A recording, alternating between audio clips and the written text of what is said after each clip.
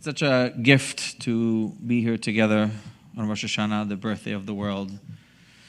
Each year we come back to it again and again to hear the shofar, to taste the sweetness, to stand before God, to stand before one another. We come here carrying our hopes and our fears, our regrets, our dreams. Some of us are here strong in faith, some of us are skeptical. Some of us are in recovery, some are still wrestling. Some are unsure that even if they belong. But hear me when I say that you do belong. As this week's Torah says, Nitzavim atem hayom kulchem, you are all standing here, all of us, no exceptions. So I begin with the most profound truth that I can offer, and that is, you are not separate. When you feel most broken and most alone, that feeling is real, but it is not the whole truth. Feelings are not truths. Feelings are, in fact, unreliable guides to behavior. Neuroscience reveals that emotions are fleeting chemical states, driven by hormones, habits, triggers, rather than by any deep truth. So if we let our feelings dictate our choices, we'll rarely achieve much, amount to much, or reach our long-term goals, because feelings often push us towards short-term comfort rather than connection or discipline. Truth is relationship. Truth is connection. Again, belonging. Your life is entangled with every other life on this planet, with God, whatever you want to call it, with the living world, and what you do profoundly matters. It affects all of us. It's a daunting thought, a scary one. What I do always affect others? I don't want that. So feelings mislead us. And if feelings mislead us, then what can actually guide us? The organizing principle of Jewish life, in my opinion, our guides are, in fact, the questions we ask, an idea and practice intrinsic to Jewish life and Jewish discourse. Our soul, our brain, is designed to answer the questions you ask it. It is constantly trying to make sense of the world around us. Whatever we direct it towards, it will interpret. Therefore, we must be mindful of where we direct our attention. We must carefully focus our attention on gratitude, service, conversation, prayer, and starve what is corrosive, doom-scrolling, comparison, bitterness. The questions we ask are the most vital. When I was a kid, when I was in school, I had a teacher, Mrs. Schwartz.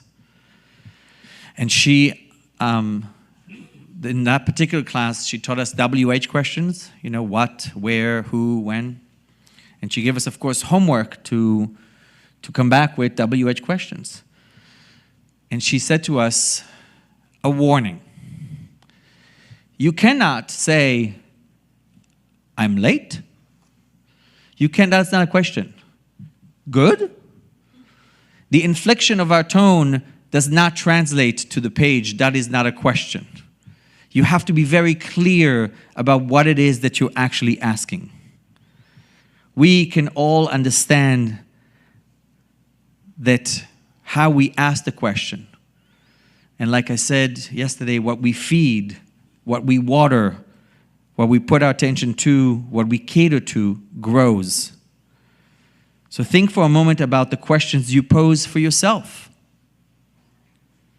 I found that we need to change our internal conversations, our internal questions.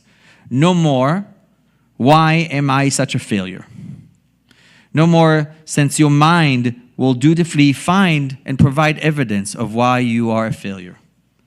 Rather ask, where am I growing? What is possible today? Your mind will seek out answers that expand your understanding. Our tradition has long known this as well. Pirkei Avot teaches, provide yourself with a teacher, acquire for yourself a friend, and judge everybody favorably. That is an invitation to frame our inner life with compassionate questions. Step 10 of the 12th step says, where was I selfish? Where was I honest? Because asking the right questions, in fact, builds growth. God, too, is a question asker. The first word that God speaks to Adam and Eve after they eat from the tree are not an accusation, not a verdict. What does he ask? They ask, Ayeka, where are you? It's God. He knows where they are. He didn't say, what did you do? Why did you fail? But where are you? That is a question of Rosh Hashanah. Not what is wrong with you, but where are you? Where are you going? It's a question that doesn't demand information, it demands reflection. Where are you in your relationships? Where are you in your values? Where are you in your life? Most of us live on autopilot. Days blur, months speed, then suddenly Rosh Hashanah, New Year arrives and we realize, I perhaps never asked myself where I was. And tonight, again, as we're about to start the Torah very soon again, God is asking every single one of us, Ayeka, where are you? Many of us know that I love Talmud. I teach it twice a week on Zoom. You're all welcome. Sarah has the link. I'm serious. It's a great class. We've been teaching it for over 12 years. Join us. Every level of learning. The Talmud itself is a river of questions. Every sugya, every page is built on layers of questions, and rarely do the rabbis conclude with an answer tied up neatly. More often, they leave us with more questions, deeper questions. This is not a flaw. It's the essence of Torah, and the rabbis knew the questions we ask shape the people that we are. Personally, of course, I've been learning Talmud, wrestling with it, conquering it, and of course, defeated and frustrated by it actually every day since I was 5 years old. Growing up in a Jewish Orthodox home, I was expected to know that. And my special relationships revealed itself much, much later, realizing it's all in the questions. It's all in the doubts, not in the certainty or in the binary. The Talmud, for me, still remains to this day a source of all that I know and a constant companion to my thoughts. It is my longest standing relationship in my life. I study a page a day, every day, since I was 5 years old, never missed one. Even when I was in the military, I didn't have the book. I don't know if people remember, there used to be a clock, right? A phone number you can call to see what the time is. So it won't surprise anybody that there's a phone number that you can call and they recite the page of Talmud. That way you don't have to miss it if you don't have the book in front of you. So not one day missed. It is there that I discovered in Talmud how to observe my feelings, how to communicate, how to approach life, as well how to find meaning. Questions upon questions, doubts, wandering. My doubts, those that got me kicked out of many, many yeshivas, have been the greatest asset. You may want to fight doubt. Don't. Embrace it. Genuine faith is not the absence of doubt. It is choosing to stay in the struggle. Dissent is indigenous to Judaism. Judaism is about audacity. It's about creativity. It's like recovery. When you say, I need to change, I need to grow, this is not good enough. My life has become unimaginable. Okay, I'm going to change. I'm going to do something different. So when you doubt, when you struggle, you're not failing. You're practicing Judaism at its core. To doubt faithfully is to reject easy illusions, to refuse false certainty, to insist that God is larger than any answer. The wrestling itself can become a blessing. The first substantial question I was ever asked was the same as all the other kids around me in yeshiva, in the Bet Midrash. We were asked, we all had to memorize the Talmud's first statement. A question, of course. From when do we recite the prayer of Shema in the evening, in Brachot? In fact, the letter that starts that is actually tattooed on my arm. There are numerous questions about why this curious opening.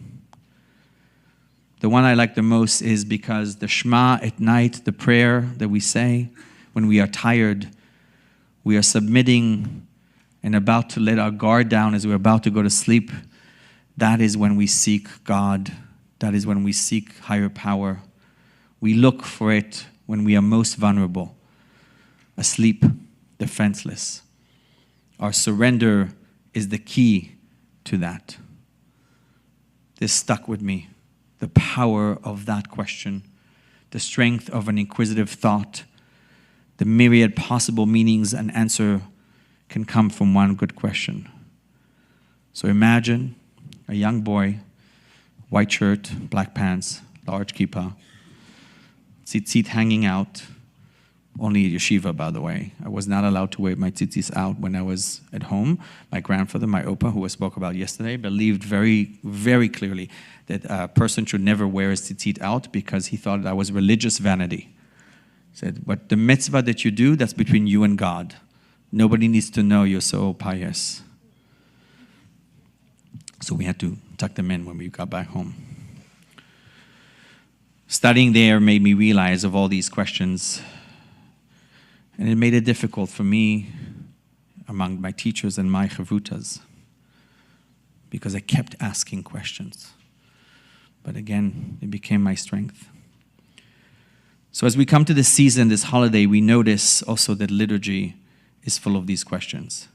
Unetane tokef, we ask who will live and who will die, who by water, who by fire.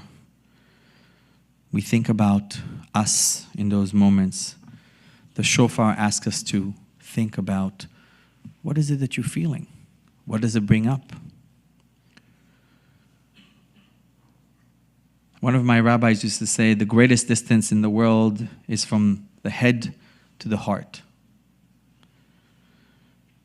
But honest questions are the bridge that close the distance. So, what does it mean for us sitting here tonight as we begin this new year? Here are some questions to carry for the next 30 days or maybe the year. Where am I needed today? What am I grateful for right now? What truth am I avoiding? What one act will I bring today that's a blessing to the world? How can I choose life in this moment? Notice none of these are, why am I failing? What's wrong with me? I'm asking, where's the spark? What can you do next? Rosh Hashanah demands better answers and better questions. I'll finish with this. Parker Palmer says, in this culture, we know how to create space that invites the intellect to show up, to argue its case, to make its point. We know how to create spaces that invite emotions to show up and express anger or joy. We know how to create spaces that invite the will to show up, to consolidate effort and energy around a common task. And we surely know how to create spaces that invite the ego to show up, preening itself and claiming its dearth. But we seem to know very little about creating spaces that invite the soul to show up, this core value of ourselves and our selfhood? How do we create a place and a time for the soul to show up and sustain it? For that, we need communal questions, asking for what we need and what we want, honesty in prayer, together, not a polished version, but real supplication.